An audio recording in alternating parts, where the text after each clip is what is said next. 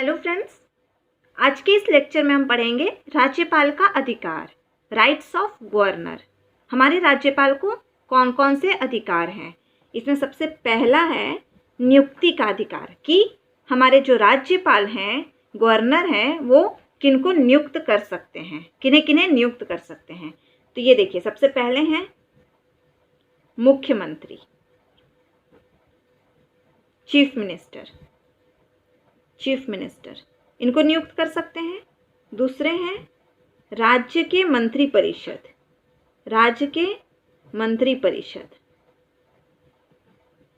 Council of ministers. Third है राज्य का महाधिवक्ता, एडवोकेट जनरल। नेक्स्ट है राज्य लोक सेवा आयोग के अध्यक्ष और सदस्य, इनके अध्यक्ष एवं इनके सदस्य को। नेक्स्ट है राज्य निर्वाचन आयुक्त, इनको क्या बोलते हैं? चीफ इलेक्शन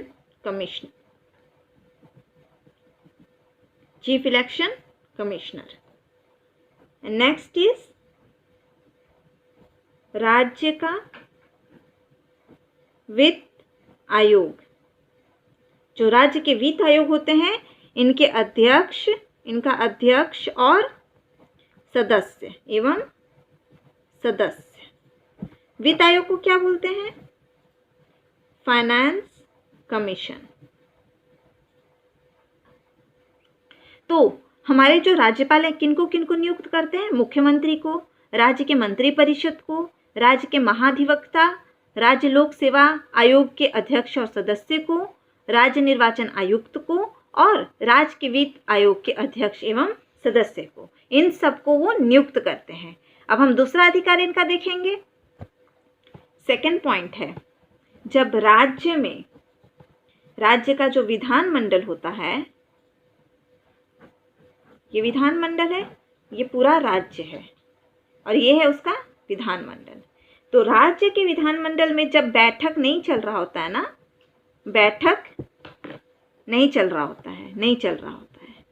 जब राज्य के विधानमंडल में बैठक नहीं चल रहा होता है, उस टाइम पे ये जो राज्यपाल हैं,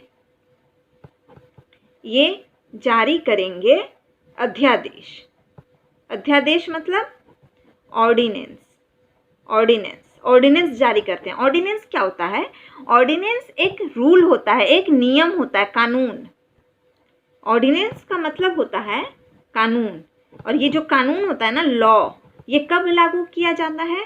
ये पार्लियामेंट के टाइम पे तो प्रेसिडेंट लागू करते थे और इनको इशू तब करते थे जब पार्लियामेंट में सेशन नहीं होता था।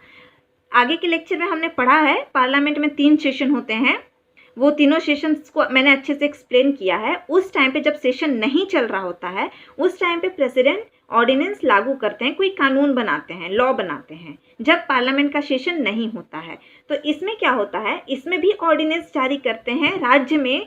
जब विधानमंडल का बैठक नहीं होता है ना, बैठक हमेशा विधानमंडल करते हैं और ये वीकली बैठक करते हैं।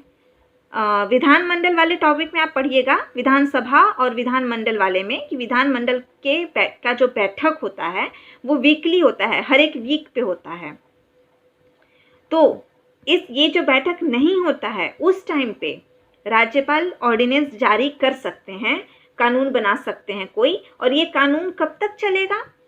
ज़्यादा से ज़्यादा कब तक चलेगा?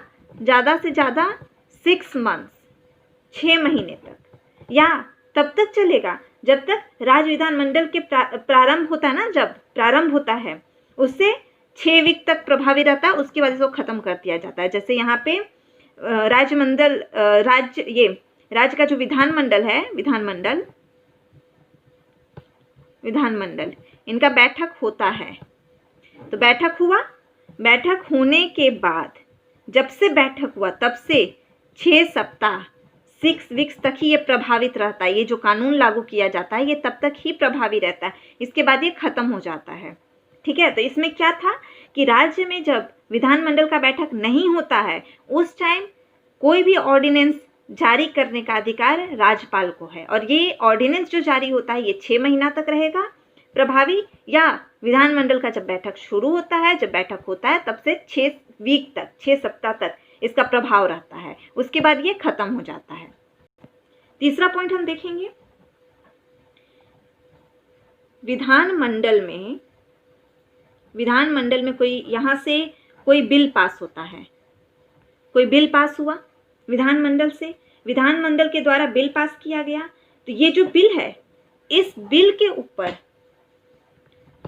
राज्यपाल का हस्ताक्षर चाहिए। इस बिल के ऊपर राज्यपाल के द्वारा हस्ताक्षर होना चाहिए, तब जाके ये बिल जो है कानून बनेगा, लॉ बनेगा। कब लॉ बनेगा? जब इनका हस्ताक्षर हो जाएगा इस बिल पे, तब ये बिल कानून बनता है। जब विधानमंडल से जो बिल आता है उस पे राज्यपाल जब हस्ताक्षर करते हैं तब जाके वो लॉ बनता है। और ऐसा जरूरी नहीं है कि इनके पास बिल आया तो ये हस्ताक्षर कर ही दिए। इस बिल के ऊपर पुनः विचार के लिए ये उनको वापस भी भेज सकते हैं। अगर इनको ऐसा लगता है कि इस बिल में थोड़ा बहुत चेंजेस होना चाहिए तो इस बिल को वो वापस विधानमंडल भेज सकते हैं कि इस बिल पे पुनः विचार किया जाए, इसमें ऐसा होना चाहिए। या तो ये भी हो सकता है कि उस बिल को वो अपने पास रोक के रख लें, ये भी हो सकता है। या वो ऐसा भी कर सकते हैं कि उस बिल को वो विचार विमर्श करने के लिए प्रेसिडेंट को, राष्ट्रपति के पास भेज सकते हैं, और जो अंतिम निर्णय होगा वो किनका होगा? राष्ट्रपति का। राष्ट्रपति का होगा अंतिम निर्णय। किनका होगा? राष्ट्रपति का। ठीक है, ये था हमारा थर्ड पॉइंट। हर राज्य में, चौथा पॉइंट देखेंगे, हर राज्य में विधानसभा भी होते हैं, और विधानसभा हुए हर राज्य में। तो जब विधानसभा का गठन हुआ ना, जब गठन होता है इनका, तो उसके बाद पहला बैठक होता है, फर्स्ट बैठक। पहला बैठक जब होता है उस टाइम पे ये जो राज्यपाल होते हैं ये भाषण देते हैं, और जब विधानमंडल में क्या करते हैं? वर्ष में एक बार, या कह सकते हैं वर्ष की पहली बैठक, वर्ष की पहली बैठक जो होता है ना, उसमें भी जो फर्स्ट बैठक हुआ, बैठक तो कई बार होता है, विधानमंडल का बैठक तो वीकली होता है, हर वीक में एक बार, हर सप्ताह में एक बार।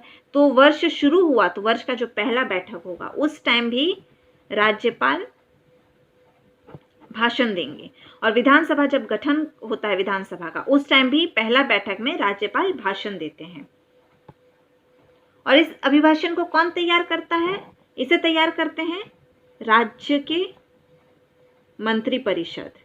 राज्य के मंत्रिपरिषद तैयार करते हैं इस अभिभाषण को। विधानसभा का जो बैठक होता है, विधानसभा के बैठक को बुलाने का काम किनका होता है? बुलाने का काम होता है राज्यपाल को। ये बोलेंगे कि विधानसभा की बैठक कब होगी, क्योंकि विधानसभा के बैठक में ऐसा कोई रूल नहीं है कि ऐसा ही होना है, इस टाइम पे होना है। ये राज्यपाल डिसाइड करेंगे कि कब इनकी बैठक होगी और कितने दिन तक होगी, कब तक इनको रोका जाएगा, कब तक रोकना है, रोक देना है, मतलब मान लीजिए स्थगित कर देना है या इसको स्थगित कर देना है। ये सारा डिसीजन, कब बुलाना है, कब स्थगित कर देना है, अनिश्चित काल तक स्थगित करना है, क्या करना है, ये सारा का सारा डिसीजन होता है राज्यपाल का। ये सब राज्यपाल के कंट्रोल में होता है। छठा पॉइंट है हमारा क्षमादान का अधिकार। राष्ट्रपति वाले में हमने ये देखा था, राष्ट्रपति वाले लेक्चर में, कि जो मृत्युदंड होता है वो भी क्षमा कर सकते हैं राष्ट्रपति, लेकिन राज्यपाल के केस में ऐसा नहीं है। मृत्युदंड है ना, मृत्युदंड की सजा, इसे ये माफ नहीं कर सकते हैं, इसको ये माफ नहीं कर सकते हैं। लेकिन मृत्युदंड को छोड़कर जितनी भी सजा हुई ना, बाकी सारी सजा, मृत्युदंड को छोड़ के जितनी सजा बची, इन सब की सजा को माफ कर देना या बदल देना, क्षमादान कर देना या उसको कम कर देना, ये सारा अधिकार राज्यपाल के पास है, राज्यपाल के पास है। ठीक है, सिर्फ मृत्यु दंड वाला सजा छोड़ के बाकी कितनी भी सजा है, इन सब सजा को वो चेंज कर सकते हैं, बदल सकते हैं, क्षमादान कर सकते हैं, कम कर सकते हैं। ये इनका एक पावर है। 7वां पॉइंट, हमारा 7वां पॉइंट क्या है कि जितने विश्वविद्यालय होते हैं, हर राज्य में विश्वविद्यालय होते हैं ना, विश्वविद्यालय, हर विश्वविद्यालय के चांसलर या बोल सकते हैं प्रधान कुलपति, प्रधान कुलपति, चांसलर कौन होते हैं? गवर्नर, राज्यपाल, राज्यपाल होते हैं। जितने भी विश्वविद्यालय हैं उन सब के प्रधान कुलपति राज्यपाल होते हैं। लेकिन बाकी जितने विश्वविद्यालय है ना, सभी विश्वविद्यालय के प्रधान कुलपति चांसलर तो गवर्नर है। इनके नीचे का पोस्ट होता है वाइस चांसलर का, इनके नीचे का पोस्ट है। तो ये क्या करेंगे, गवर्नर क्या करेंगे? वो तो सारे विश्वविद्यालय के चांसलर हैं, प्रधान कुलपति हैं, लेकिन सारे विश्वविद्यालय में अलग अलग सारे विश्वविद्यालय को एक एक वाइस चांसलर, एक एक कुलपति, सारे विश्वविद्यालय में एक एक कुलपति नियुक्त कर देंगे, नियुक्त कर देंगे।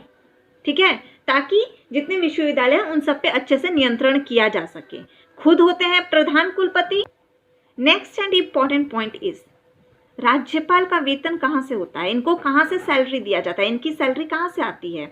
तो राज्य का जो संचित निधि है ना, संचित निधि, संचित निधि मतलब जिसको हम बोलते हैं कंसोलिडेटेड फंड, कंसोलिडेटेड फंड, यहाँ से संचित निधि क्या होता है? संचित निधि में जो हम टैक्स भरते हैं, जो इनकम टैक्स आता है, डायरेक्ट टैक्स, इनडायरेक्ट टैक्स, जितने भी इन सब तरीके के टैक्स आते हैं जो सरकार हमसे लेती है इनडायरेक्टली या डायरेक्टली, वो सब संचित निधि में जाता है। और इसी संचित निधि से राज्यपाल को सैलरी दिया जाता है, और या कह सकते हैं कि पेंशन, पेंशन दिया जाता है।